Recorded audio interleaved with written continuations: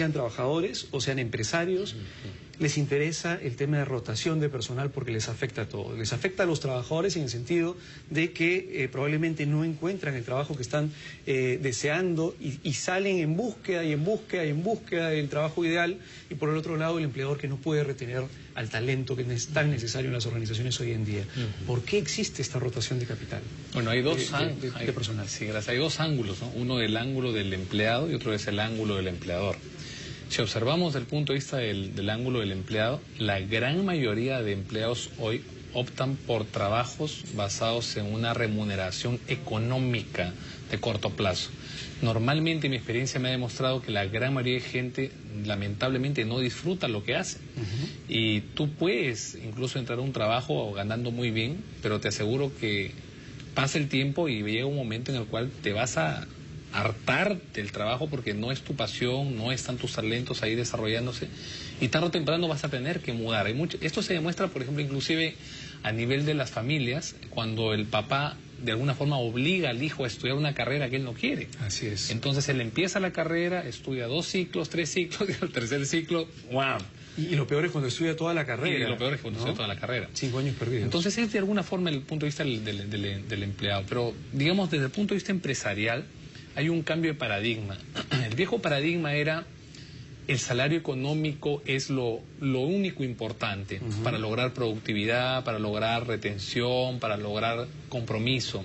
Mientras más te pago, más posibilidades tengo de que te quedes. Más posibilidades tengo que te quedes. Pero hay un principio que es que no solo de pan vive el hombre.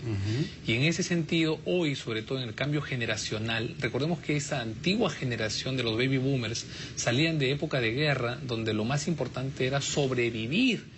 Por lo tanto, el principio es consigue un trabajo, gana un ingreso y quédate ahí, digamos, y eso es lo más importante. Pero hoy ya estamos cambiando de era, ¿no? Estamos en una etapa diferente, las cosas son diferentes, el mundo de la minería ha cambiado, el mundo de los servicios ha cambiado, el mundo de las comunicaciones han cambiado. Y entonces entramos a un mundo donde necesitamos lo que llamamos los tres salarios del siglo XXI. ¿Cuáles son esos 3 salarios del siglo XXI? Número 1, el salario económico, número 2, el salario emocional y número 3, el salario espiritual. Hay empresas donde el salario económico no necesariamente es el más alto del mercado, sin embargo tengo el mayor nivel o el menor nivel de rotación de gente. ¿Por qué? Porque el nivel emocional, el salario emocional y el salario espiritual son muy elevados. Voy a aterrizar mucho más las ideas. ¿A qué me refiero con salario económico? Básicamente son 3 conceptos claves. Número 1 es la remuneración que yo percibo por mi trabajo. Número 2 son todos los incentivos variables que yo también percibo. Pueden ser estos comisiones, bonos, utilidades, qué sé yo. Y número 3 son todos los beneficios adicionales que normalmente yo recibo por ser empleado de esta empresa, pero que no se tangibilizan como dinero, sino puede servir, por ejemplo, como seguros médicos especiales, descuentos en las farmacias. Que tenga el estacionamiento. Que tenga el estacionamiento, descuentos en tal y cual lugar.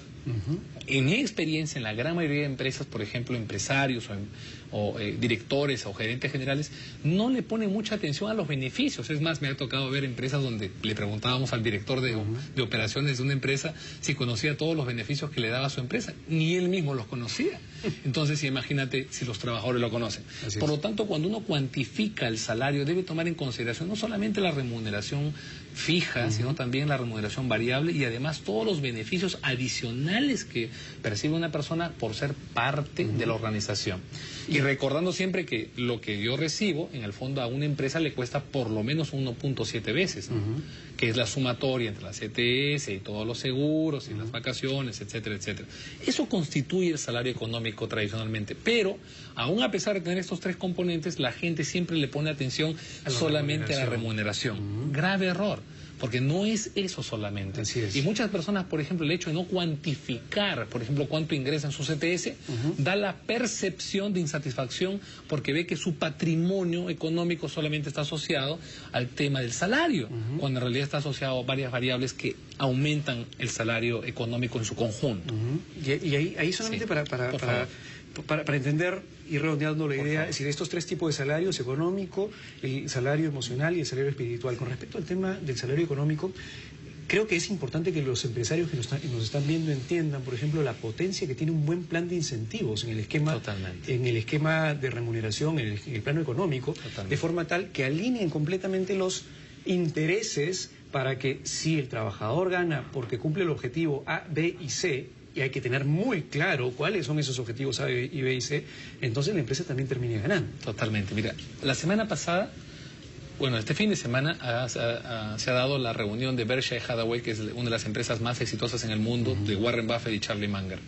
Y en esta reunión de accionistas, Charlie Munger dijo esto: muéstrame los incentivos y yo te puedo predecir el resultado. Así es. En ese sentido, los incentivos, por ejemplo, en las empresas tradicionales de ventas, por ejemplo, cuando uno le da, ya sea por un bono de productividad al que trabaja en operación en una empresa minera, o un bono o una comisión solamente por la venta individual, y todo el back office, toda la parte de soporte de la empresa no está alineada con los mismos incentivos, normalmente se crean pugnas al interior de la propia organización, donde las personas que dan el soporte al área de ventas, por ejemplo, envidian a los que trabajan en ventas, no los apoyan para brindar un servicio al cliente sostenido, consistente. Pero cuando el líder, el empresario, tiene la visión, el ojo para ver de la importancia de alinear los incentivos, entonces se da cuenta que, por ejemplo, es importante que el incentivo de ventas no solamente debe ser para el vendedor, sino un porcentaje, aunque sea mínimo, debe ser para toda la parte que soporta la venta. Entonces, cuando los incentivos están alineados, yo te puedo predecir el resultado. Así es. ¿Quieres lograr un resultado extraordinario? Pon mucha atención a los incentivos. Es más, la primera regla del management es get incentives right, o sea, coloca los incentivos correctos, ¿no? Eso es con respecto al salario.